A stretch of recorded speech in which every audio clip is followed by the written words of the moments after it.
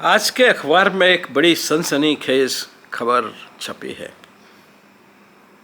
दिल्ली के chief minister,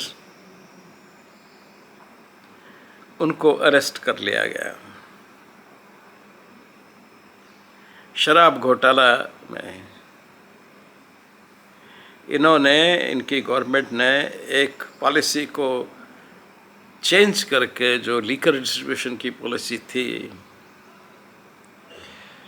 ऐसा लोगों का कहना है या ऐसा एलिगेशन है पुलिस का कि इन्होंने उसमें काफ़ी पैसा बनाया, गलत तरीक़ों से पैसा उसमें बनाया, कमाया, और उनके साथ कई और लोग सहयोगी थे जिन लोगों को भी उन्होंने पकड़ रखा है। अब प्रश्न ये उठता है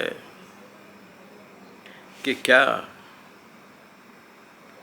चीफ मिनिस्टर को पकड़ लेना चाहिए?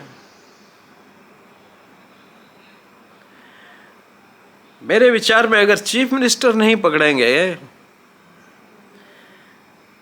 तो हमारी सारी जो लीगल कॉन्सेप्ट है, लॉ का कॉन्सेप्ट है, वही कोलैप्स हो जाएगा। हमारी जो कानूनी व्यवस्था है वही कोलैप्स हो जाएगी। राजा कभी भी कानून से ऊपर नहीं होता। कोई भी व्यक्ति समाज में कानून से ऊपर नहीं होता। भारतीयों में तो एक व्यवस्था है कि जब कोई भी राजा बनता है, रामचंद्र के टाइम से चली आ रही है, और आदरणीय मोदी जी ने उसी परंपरा को निभाते हुए हमारे पार्लियामेंट, नए पार्लियामेंट का जब उद्घाटन हुआ तो एक दंड को, जो कि मदुरई से आया था, उसको सुरक्षित रूप में एक प्रतीक के रूप में सदन के सामने की दीवार पे लगाया गया। यह दंड क्या घोषित करता है आप समझें। यह दंड कहाँ से आया है? यह भारत के एक सबसे सर्वोच्च मंदिर मदुरई का मंदिर हमारे मंदिरों में सबसे सर्वोच्च मंदिरों में आता है, जो भगवान शिव और पार्वती को डिवोटेड है।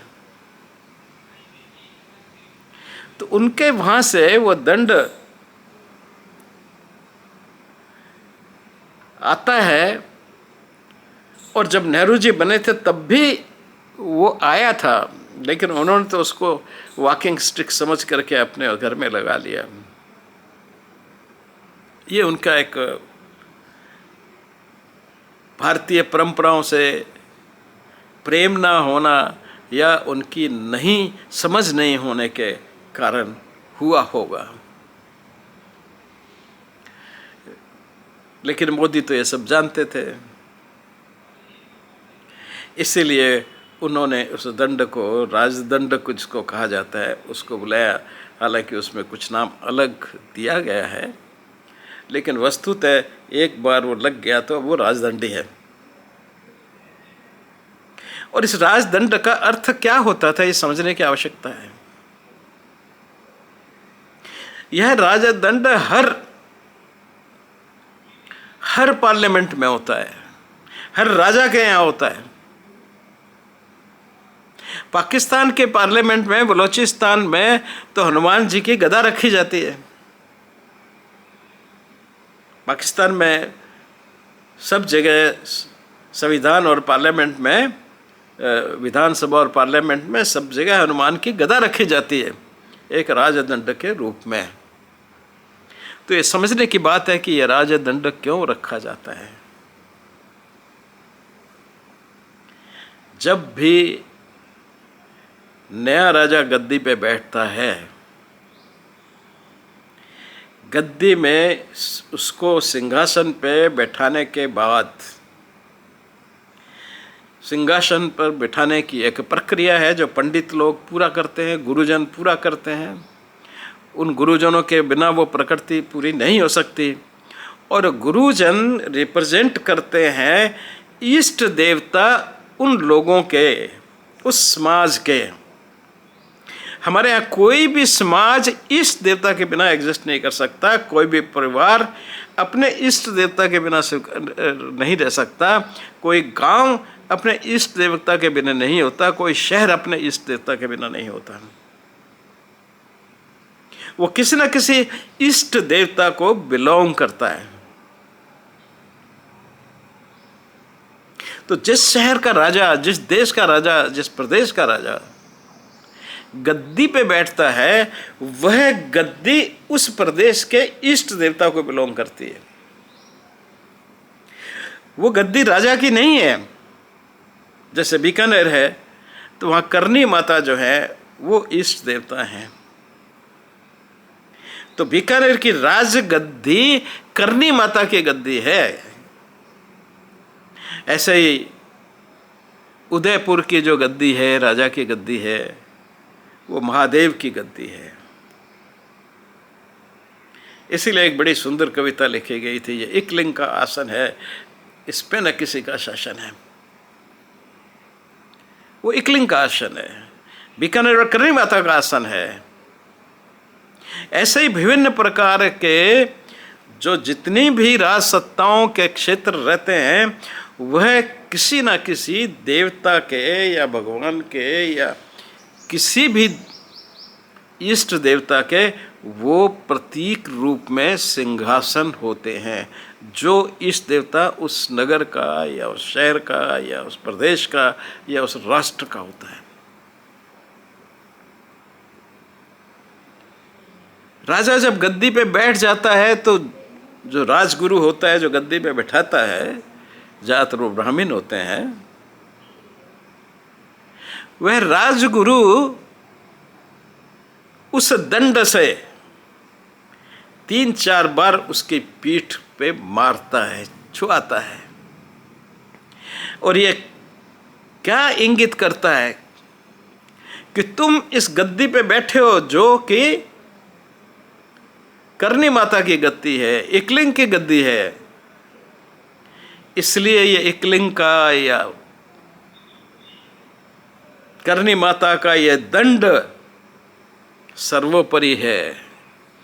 ये दंड जो तुमको समर्पित किया जा रहा है उस इष्ट देवता की तरफ से, उसके लिए तुम भी उतने ही इक्वल हो जितने कि एक देश का अन्य नागरिक।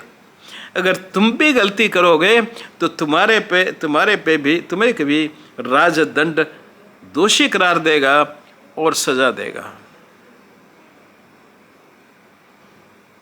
तो ये जो राजदंड का विधान है, ये आज का नहीं, ये वैदिक पीरियड से है। ये सुमेरियन सभ्यता में भी था, उससे पहले की सभ्यताओं में भी देखने को मिलता है। वहाँ भी इष्ट देवता हुआ करते थे। इराक में इष्ट देवता होते थे, उसी पे शहर बसते थे। हमारे भी इष्ट देवता, कोई शहर ऐसा नहीं है जिसके इष्ट देवता को हम नहीं चाहते। और मुझे नहीं समझ में आता कि हमारी आज की गवर्नमेंट इस चीज़ को क्यों नहीं रिकॉग्नाइज करते।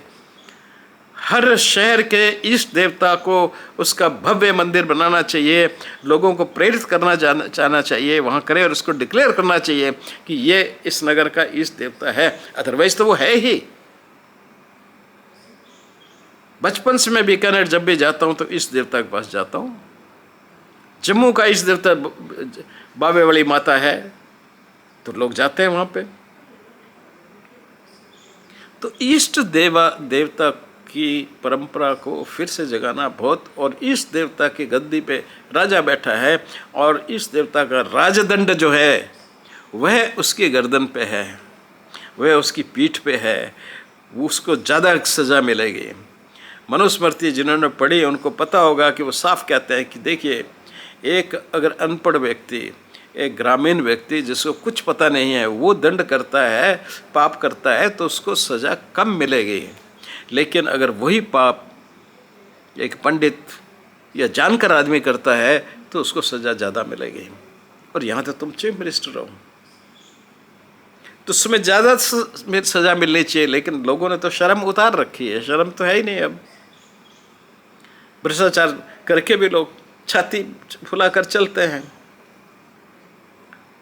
तो वैसी स्थिति में राजदंड को थोड़ा सख्त होना पड़ेगा और सख्ती से उसको काम करना पड़ेगा। राजदंड को प्रस्थापित किया है मोदी जी ने पार्लियामेंट में, तो वो अब दिखना भी चाहिए कि हाँ, यहाँ पे धर्मदंड का शासन है। धर्म यानी कि कानून, यहाँ पे कानून का शासन है, यह दिखना भी चाहिए।